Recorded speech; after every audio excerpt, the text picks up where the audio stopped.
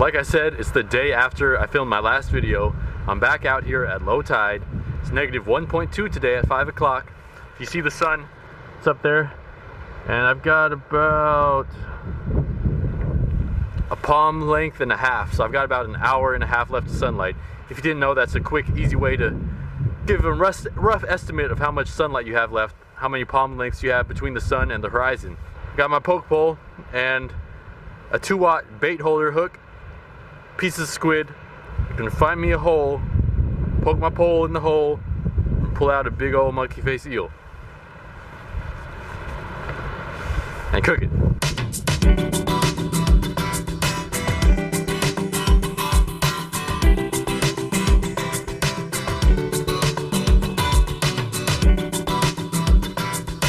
So it looks like there's a really deep hole right here.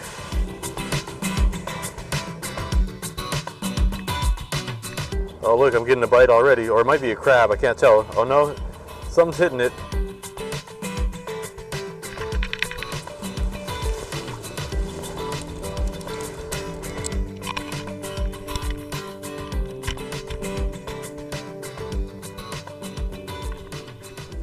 Nice healthy little cabezon. Not what I'm going for, so, and I couldn't keep them anyway. They need to be 15 inches at least. All right.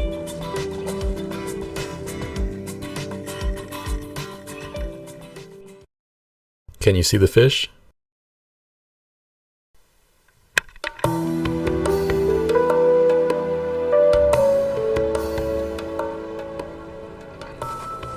Oh, there's the eel, or oh, there's something here.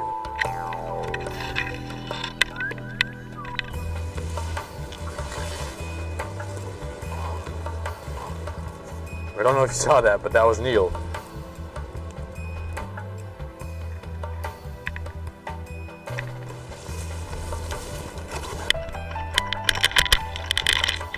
Now he's definitely big enough to eat. There's a good amount of meat on him, but if I can catch a bigger one, I'll release this guy.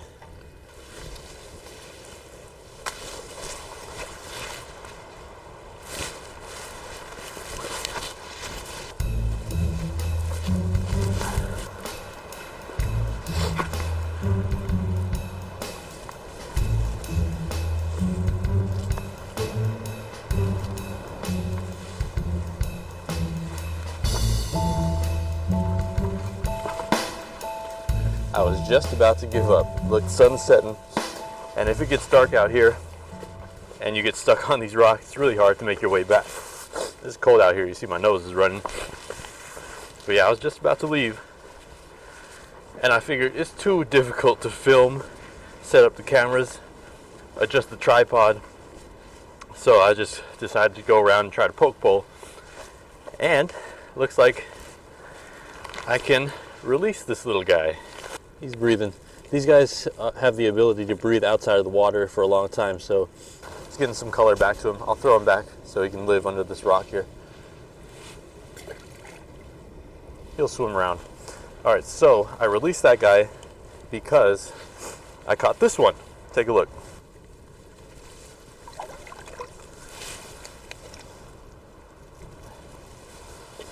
Got this eel. So that, I would say, my friends, is more worthy of a catch and cook. But now, unfortunate thing is that the sun is setting and it's a little bit too dark. So I've got a little light. The lighting won't be the best, but I'll still show you how the best way that you can eat these, because if you cook them the wrong way, you'll swear you'll never eat another one. But if you cook them the right way, then you'll come out here specifically to catch these guys. So I'm put this in my bag, head back to shore before it gets too dark. Damn near impossible. Damn near impossible to manage these guys.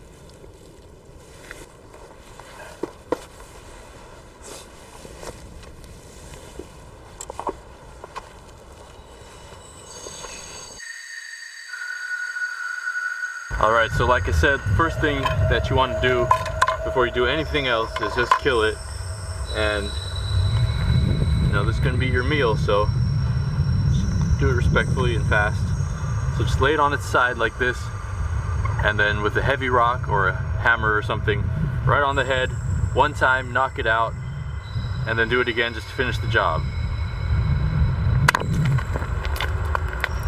All right, one more time. The next thing that you want to do, just like with any fish, just want to gut it.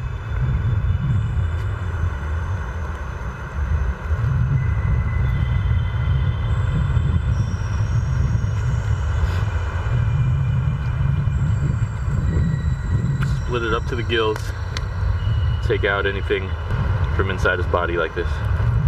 Now this is a 20-inch fish, so there's a lot of meat on it. Okay, it's squirming like this, but this is just muscle convulsions. All right, guts are out. Now, one way that you can do this if you're at home, peel off the skin. And how I like to do it if I don't have any tools is just like if you were doing a fillet, just cut right in front of the rib cage, right in front of the fin, sorry. Just all the way down to the spine. Now if you were at home and you brought this home to skin, you could just grab some pliers and peel the skin back like that, and the skin would come off the fin and everything. But since I don't have that luxury, I'm just going to cut all around the skin on both sides, and I'm leaving the spine and the head attached, because that's gonna be what I'm gonna hold on to. Just gonna hold on to it and peel it back. So the next thing you want to do is cut along the spine all the way back down to the tail. I meant to say dorsal fin, but anyway, with your knife you just want to make a very thin incision through the skin and cut all the way to the front. You want to do that on the top, and you want to repeat the same steps on the anal fin. You want to just cut that skin all the way back to the tip. So you want to do the same exact thing on both sides. Before I forget, I just want to give a shout out to Isaiah Pino and Julian Pino and his grandpa. Sent me a piece of fan mail after he bought some snares from me. That was about 2 months ago, so just wanted to say that. I kept forgetting to include it in a video, but I do appreciate that. And thank you for the support, buying the crab snares and everything. So now that you've got your skin cut on both sides, top and bottom, you want to peel it back. And then what I'm going to do is just poke my knife through the skin like that, and then wrap it around the knife and just pull back. And the skin should just peel right off. Alright, like that. See that? So you do the same thing on the other side. Poke a hole through it. And then if your blade has some serrated edges, you can use those to help pull it back. And remember, you're using the head to grab a hold and pull it back. Once you get a little bit of skin off like that, you can pop a hole in it with your knife and just use that as a grip. Put your finger through it, wrap it around, pull it back.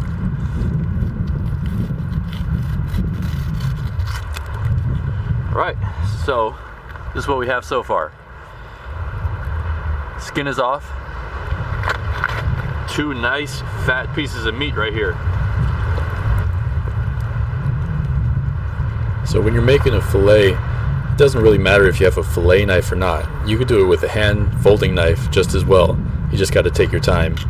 Now with your left hand, if you're right-handed, fold the meat back so it's tight. That way the knife will do all the work for you, and you'll get all the way down, and look how clean that is. Alright, so there's one fillet right there. Didn't waste any meat. See how clean that is? You're just going to want to flip that fillet over and repeat the process, keeping that meat tight, and soon you'll end up with a spine that looks like that. You can see right through it. Alright, so I'm going to take my 2 fillets and rinse them off in the salt water, and the only thing other than that is to just cook them. I'm getting hungry too.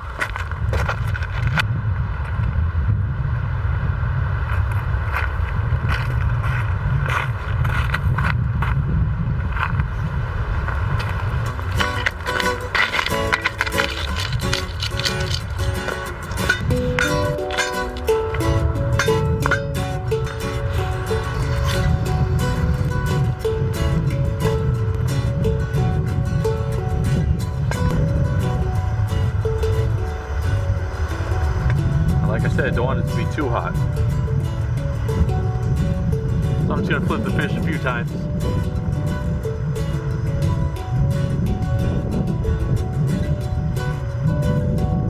A lot of people don't know how to cook them, but if you take the skin off, it tastes so much better. If you keep the skin on, then it's just fishy, or if you steam it, it's just fishy, and you're not gonna like it. But if you cook it like this, it's just like rockfish, because this monkey face prickleback is a type of rockfish actually. It's not an eel. The meat is white, it's flaky, it's clean.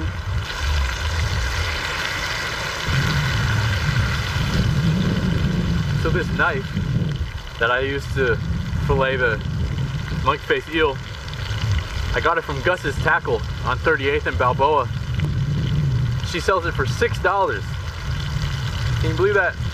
So if you want to give your son or daughter a gift, but you don't want to break the bank, you want to give them their first knife or something, this could be a good option.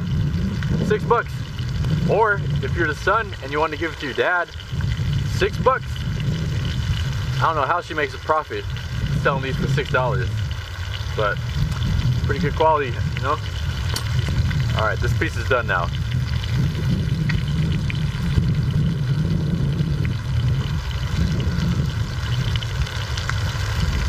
Oh, man, that was really good. Check that out. Check out those flakes. Just like fish, right? It's good.